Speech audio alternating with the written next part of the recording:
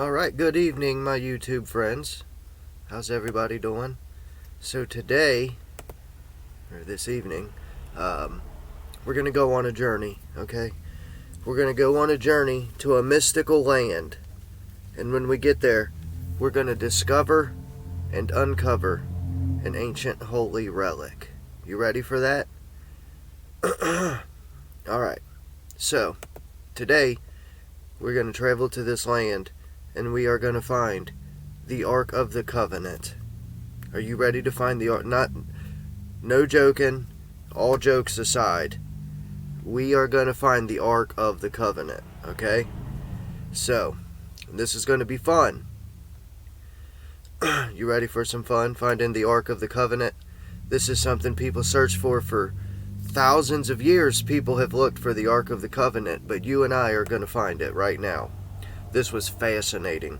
The more that I looked into it, the more that it became apparent that this is in fact the Ark of the Covenant, as described in the Bible. Alright, we know in the Ark of the Covenant rested 2 stone tablets containing the 10 Commandments. Right? Also, inside the Ark of the Covenant were Aaron's rod. My name's Aaron. Aaron's rod and a golden jar containing manna. Okay? So this container, right? The 10 Commandments was in the container. The Ark of the Covenant is the container. In the container is another container that contains the hidden manna. So, and this is an accurate description, right? I've already been to this mystical land and found this.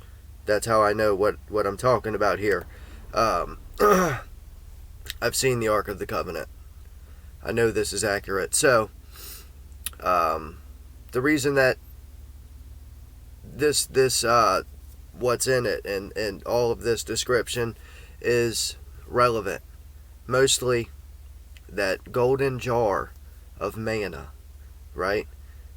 The reason that I put special emphasis on that is because Revelations 2:17, okay, you know what Revelations is. Chapter 2, verse 17. The one who has an ear, let him hear what the Spirit says to the churches. To the one who overcomes, I will give some of the hidden manna. This is the same hidden manna. And I will give him a white stone and a new name written on the stone, which no one knows except the one who receives it. Now, I've talked about that verse before, but not in comparison to the Ark of the Covenant, okay? But it's true. Okay, let's get down to business. The Ark of the Covenant is a box, right? People tend to portray it as like a coffin, right? A coffin, and it's got 2 beams that you hold it with.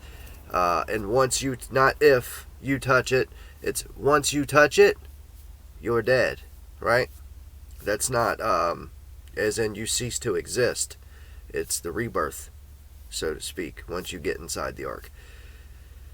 Inside the ark. But it's made of wood and gold, right? It's made of wood coated in gold. Which again, we have an inside-outside reference. The wood that it is made from is called acacia or acacia wood. And acacia, this is not a coincidence, acacia means thorny Egyptian wood. Okay? We can break down thorny Egyptian wood. Thorny thistles, right? Bad tree, bad fruit, thistles. Egyptian is bondage, right? It's the same as Babylon. And wood is earthly, natural, lower, okay? So, this chest, that's what it's made of. The size, said to be 1.5 cubits wide and high, right? A cubit is 18 inches. So 1.5 cubits high, 1.5 cubits wide, 2.5 cubits long, right? So that is 4.2 feet long and 2.5 feet wide and tall. Okay? So, It's obviously not as big as a coffin. But all these numbers, right? If you take 18-inch is a cubit and you do 2.5 cubits, you get 18, 18, 36 with another 9, 45. All these numbers are multiples of 9, right? And that's all the dimensions of it are multiples of 9. 9 being the number of the subconscious mind, the higher mind, right? Not the lower. Over the ark, right? We got the box. We know what it's made of. We know the shape of it. On top of the ark are, at the two extremities, at each end, were two cherubim with their faces turned toward one another. They're both facing the middle. Their outspread wings over the top of the ark formed the throne of God. Listen to this carefully. Their outspread wings over the top formed the throne of God, while the ark itself was his footstool. Okay? There's another thing in the Bible that's called God's footstool. I missed the book. Whoops. Alright. In this book, heaven is my throne and the earth is my footstool for my feet. It's the same thing, right? The top of the ark is the throne, the bottom of the ark is the footstool. Heaven is the throne, earth is the footstool. Same thing. This is your brain. That's what this is. Alright, last thing about the physical description. The ark was placed in the Holy of Holies so that one end, the ark was placed in the Holy of Holies so that one end of the carrying poles touched the veil separating the holy from the Holy of Holies. It's incredible, ain't it? The poles touched the veil separating the two compartments of the tabernacle. Tabernacle means tent. The tent. Jacob was a tent dweller. It's all your mind. Alright, the Holy of Holies is the inner court, right? The inner chambers, whatever you want to call it. The holy is the outer court. This is the conscious and the subconscious mind. That's the physical description given. It is not by chance or by coincidence that all these descriptions fit perfectly to the conscious and the subconscious mind. That's not coincidence. That's what it is. That's what it says. So, let's go further, right? We know the shape of the box. We know what's on it. We know what it's made of. Let's look at the contents, right? Go to the book of Hebrews, chapter 9. Here's what we see. Now, the first covenant had regulations for worship and also an earthly sanctuary, a tabernacle that was set up. In the first room were the lampstand, the table, and the consecrated bread. This was called the holy place. Behind the second curtain was a room called the most holy place, which had the golden altar of incense, the gold-covered ark of the covenant. The ark contained the gold jar of manna, Aaron's staff that had budded, and the stone tablets of the covenant. Above the ark were the cherubim, overshadowing the atonement cover. But we cannot discuss these things in detail now. That's what the book of Hebrews says. We cannot discuss these things in detail now. So, in short, the ark contains the golden jar, the two tablets, and Aaron's staff that had budded. Now, if you hear that and you think that it's a wooden staff that budded somehow, you miss the point, right? This is describing something by using the qualities of something else. Okay? Illusion, maybe similar, I don't remember. Alright. Now, we know what the 10 Commandments are, right? They're the stone tablets. Okay? There's 2 stone tablets in the Ark of the Covenant. They are conscious, right? They contain God's laws inside of them, and the ceremonial laws outside of them. That's man codes outside, God's codes inside. There are two tablets because there are two beings within every man and woman, right? There's a higher being and there's a lower being. The higher mind and the lower mind. The ego, man's codes, the lower mind, and the subconscious, the laws of God and life, the higher mind. Natural, divine. There was a golden jar of manna. Gold is the purest substance that you can get, right? And the jar is a container, right? There is no etymology for the word manna, okay? But based on my own personal experiences and what I'm led to believe based on reason and logic, it's a substance. It's a substance that is capable of producing life and or sustaining life indefinitely. It is the Christ. Inside the golden jar, gold is pure, right? Inside, in the Ark of the Covenant, is a container that is pure. And inside that container is the Christ. It is the ultimate medicine, the physician. Heals all diseases, right? Dis-ease. Christ said, Jesus Christ said, I am the manna from heaven. Eat my body, drink my blood. You just have to get that golden container. The Christos, the oil, the anointing oil, right? That's where Messiah comes from. Oil, Christos, Jesus, Messiah, all these words tie in, right? Son of man. It's the Messiah maker. That's the manna. Lastly, and most interestingly, in my opinion, because the golden jar with the manna inside of it, that's pretty interesting too, right? So lastly is Aaron's staff that budded, right?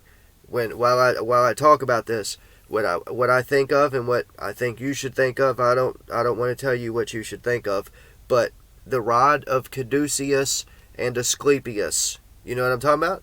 The medicine rod that budded at the top. I made a video about that, about both of those, if you want to check that out and figure out more. So, like I said, as I was thinking about this, I started wondering, right, about Aaron's staff that budded. Is it the same as Jacob's ladder, right? Jacob found a 12-runged ladder that led him to God. And then I started thinking about the tribe of Levi. Tribe of Levi, which I think about a lot, because there was 12 tribes, all of them got something, but the tribe of Levi, they got God himself. And you can't beat that. Like, you could take this whole world if you want, but I'll take God every time. So, it turns out Aaron is the leader of the tribe of Levi, and the tribe of Levi are the descendants of Jacob. Okay? So, Jacob's ladder and Aaron's rod, they're basically the same thing. I don't want to say really that they're the same thing, but they are allegory for the same thing. Okay? The tribe of Levi are the descendants of Jacob. Levi was the son of Aaron, the priest class. So in short, I nailed it. Right? I thought this thing up and I was like, oh, I wonder, and got it. Anyway, the staff of Aaron, right? It budded. Okay? So we're not talking about a literal stick. We're not talking about a literal stave. It is a mental thing. Okay? These are all psychological phenomenon. This is a psychological allegory. So, in anatomy, Jacob's ladder is the spine. And I would wager in anatomy, Aaron's staff is also the spine. Okay? Jacob's ladder is the 33 vertebrae of the spine. Atlas is the top node, the top bone of the spine. And Atlas is the one who holds up the heavens. Okay? The kingdom of heaven is within. We know that. in the Ark of the Covenant. Now, we've gone over the physical description and the contents, right? It's pretty obvious that these things are symbolic of something else, and that is your mind. That's what it is. It is consciousness, and it is your mind. And if you overcome, if you get inside God's laws, right? Forget these codes. Obey God's laws, right? And you are in the Ark of the Covenant. You have made a covenant. Okay? That's like a deal. And once you are inside the Ark of the Covenant, then what you're going to want to do is get a pure mind. Once you get a pure mind, you are in that jar, and the manna is yours. To those who overcome, and what I just said is how you overcome, obey God and purify your mind, I will give the hidden manna. That's it. That's the secret. I'm not really sure if that's a secret, but that is the truth of it. And that's like what the whole Bible is about. Alright.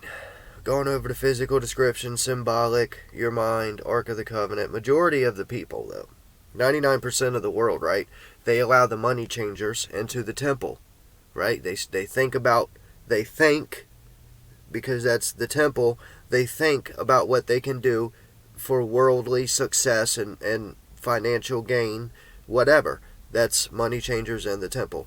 And thus, right, these money changers and people, they trample the outer court. That's the outer animal mind.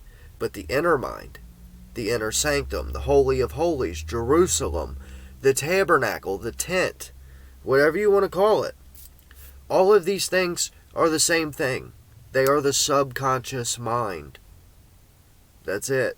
Sub means under or below. And that's only true in this inverted world. Only here would it be called the subconscious mind. And only right now, because it's actually the higher mind. The subconscious is the throne of God. And sitting between the two cherubim who wield the swords of fire. That's where God's throne is. Of course, the cherubim, the tree of life, the Garden of Eden, they are all in the east. Why? In anatomy, right? This is your brain. The right side. The right side of the brain is the subconscious, feminine. It's the feminine side of your brain. It's the subconscious, not ego, but humble side. The people that write these allegories and stuff, they were right brain thinkers. If you're a left brain thinker, you can't get it. Alright. So, this is your brain. The Ark of the Covenant is your mind. We found the Ark of the Covenant. And as many times as you want to go read something about the Ark of the Covenant, it's always going to tell you what I just told you. Always. Go look. Pick any verse about the Ark of the Covenant, and I guarantee you, it's going to tell you about the mind. So, because this is in psychology and anatomy, right? I guarantee you that this is in astrology. So I got to it, right? And even though, like, I try not to guess about stuff, but I'm going to guess this one, right? You know how angels, especially the cherubim, are depicted in art? When you think of the cherubim, what do you think of? It's a child. It's a little baby. Gemini, the zodiac sign Gemini, 1/30th of this... Wait, that wasn't how you say that. 130 degree area of the sky is twin children. In the center of those two is the caduceus. And there you have it, right? This internal thing is playing out in the sky. There's two cherubim, Aaron's rod, that's the caduceus. This is all in the sky. Now, the covenant, right, the Ark of the Covenant is all about law, right? Because it has, inside the covenant inside the Ark is God's laws, the 10 Commandments. Outside the Ark is the ceremonial laws, man's codes, right? So when you're not using your mind, it's codes. But when you use your mind, you eventually come to God's laws. So we have it in psychology, anatomy, astrology, law. And again, this is all about the conscious, right? And that's more into the psychology. This is also prevalent in all forms of art. All forms of art. It's always about the mind. So now we found the Ark of the Covenant, psychology, anatomy, astrology, law, and art. And that's what I mean when I say these things are all the same, right? Whether you do astrology or you do anatomy, psychology, or you study law, they're all the same. They are all the same thing. It's like, it's really hard to make a metaphor for it. But it's just like golf, right? You play 5 holes of golf, but it's always golf. It's the same story. You just hit the ball. It's kind of the same. You can study law, and what you'll get is to the mind. If you study astrology, you'll read the same story in the stars that you can read in yourself. They're all the same. They're all images of each other. There is one truth. It exists inside of you, and then you project it out. So, when you figure out this science, right, and how this works, which is what I try to help people do, correlate. If you get a fact about psychology, correlate it to the sky and law and mythologies and art. When you figure out how this shit works, sorry for cussing, you can figure out anything, right? But you don't have to focus so much on it. It's kind of useless to study and gain the knowledge in that way.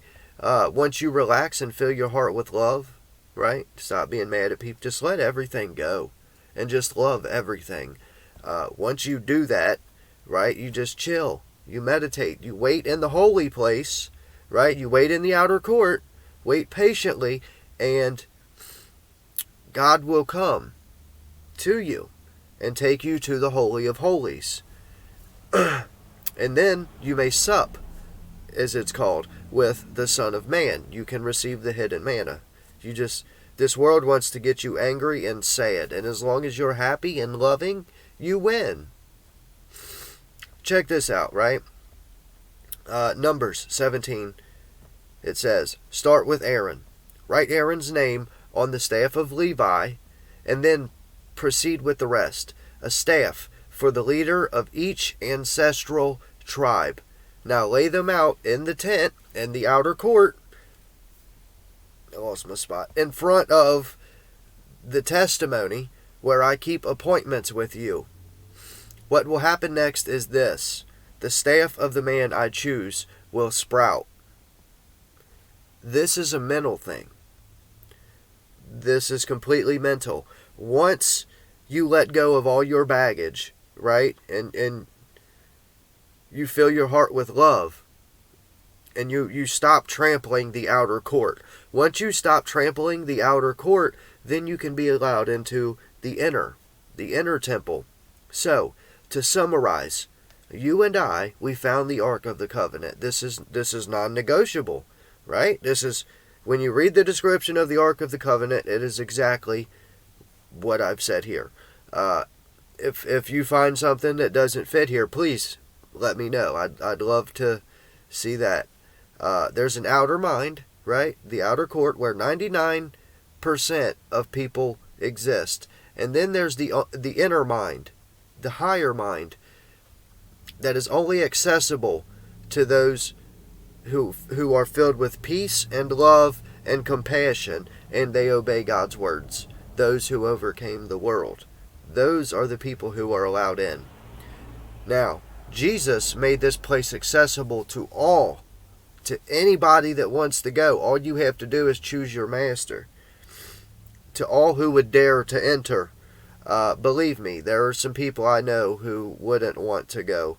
But like I said, this is all a mental thing. It is painful, right? Your heart hurts a lot. Like grab your chest kind of hurt. Like a kidney stone in your heart I've had a kidney stone. I had a giant kidney stone. So believe me, I know what a kidney stone feels like, and it feels like that in your heart, right? And it's because when you fill your heart with love and God takes your stony heart and gives you a fleshy heart, and then you take your heart and turn it back into stone, it's like you literally feel it turning into stone. That's the best way I can describe it. But yes, I've done it. I hate it, but I've done it.